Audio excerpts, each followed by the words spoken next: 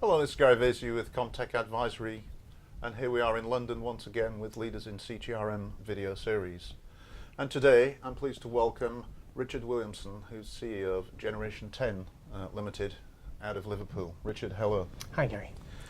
I think probably what we will start with, Richard, is can you tell us a little bit about Generation 10 in terms of its background, because it's a company with quite a long history in the cotton sector, I understand. 13 years into it now.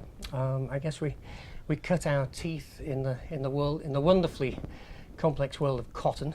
You know, where cotton hates rules and computers love rules. There was a lot of conflicts there, and that kept us rather busy for about 6-7 years. We always sort of dreamed of getting into other commodities at that time, but there was always another opportunity within the supply chain, whether it be controlling companies, marine insurance, in order to solve those problems with the dream of maybe one day having the time to get into other commodities. So that were our early days.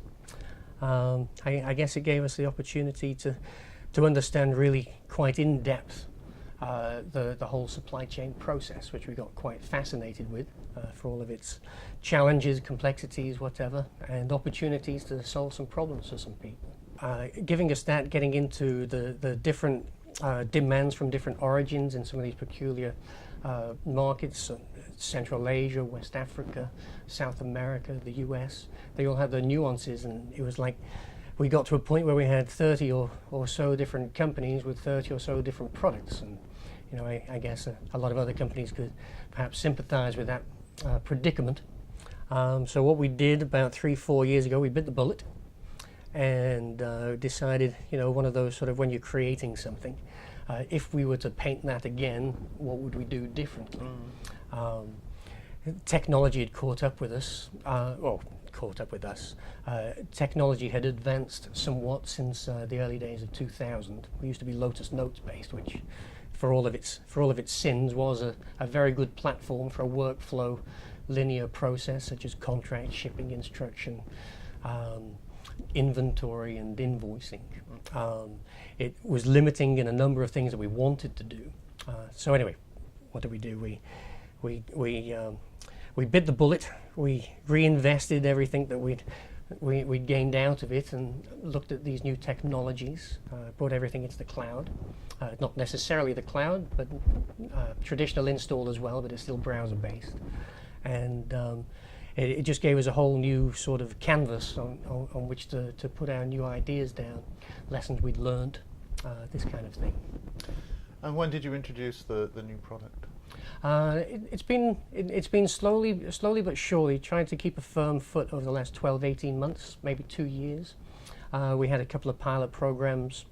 We wanted to make sure that we weren't selling any vaporware and find ourselves selling the dream and then trying to catch up with ourselves later on, as is often the temptation, if you like. And so, you know, 1 client, 2 clients, 4 clients, bringing that on, and when bringing it into soybeans, into corn, just more recently into coffee, cocoa, and sugar, which are a lot closer fit from the cotton sort of unit to lot to, you know, break bulk is a large lot as far as we're concerned. You know, if we'd have come perhaps the other way of having a break bulk shipment, finding ourselves architecturally out of sync to be able to manage the units that are involved.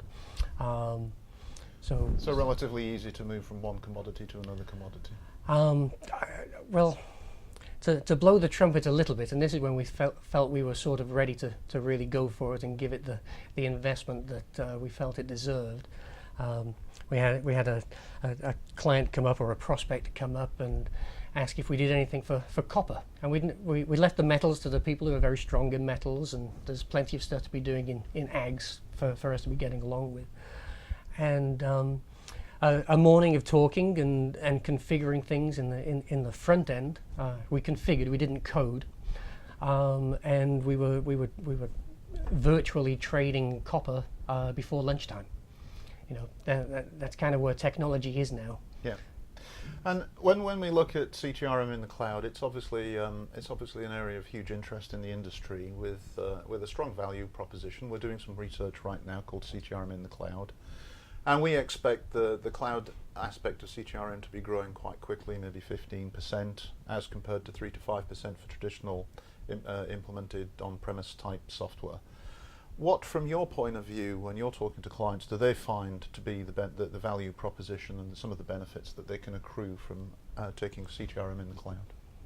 I mean, CTRM in the cloud, I mean, you might say for the small guys, not for the tier one sort of companies, but I think there's more of an appetite. People are realizing that actually, the data could perhaps be more secure in a cloud or a hosted environment.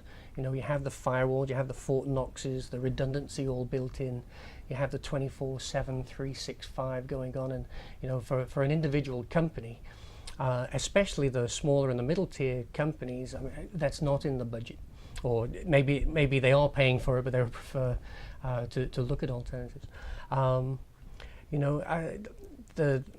From a security perspective, perhaps the data is safer. People are using it for online banking now, as you know. Yeah. People will perhaps use a corporate Gmail account for their emails. I know there is the NSA, the sort of issues which have been new concerns were, but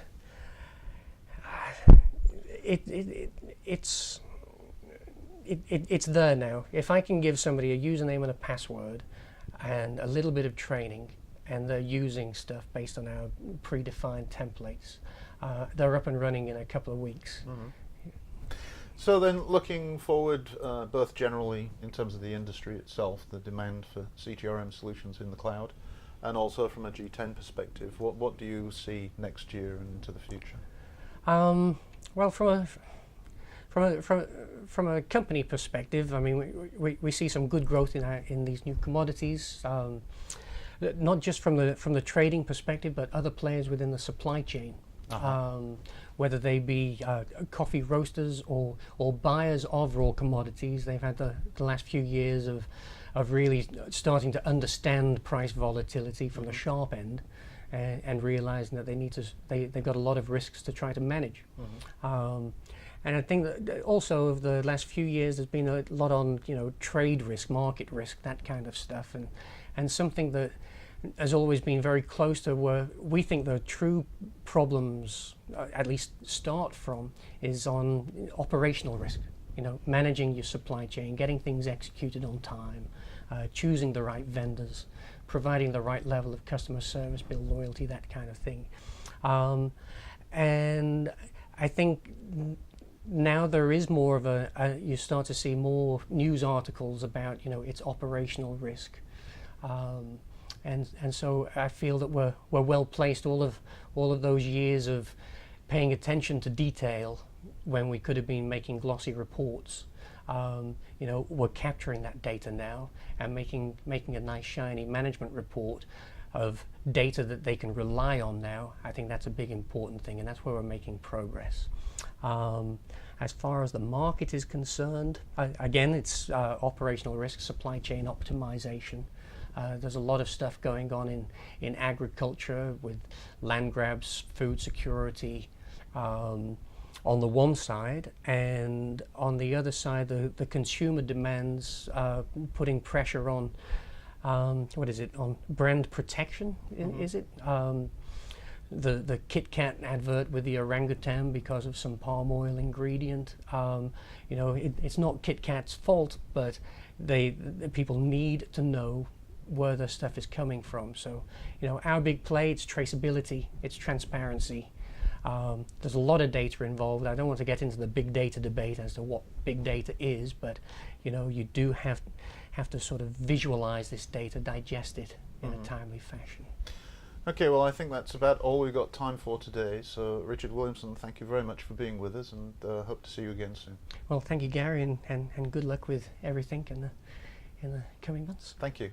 And that's the end of this particular issue of Leaders in CTRM from ComTech Advisory. Thank you.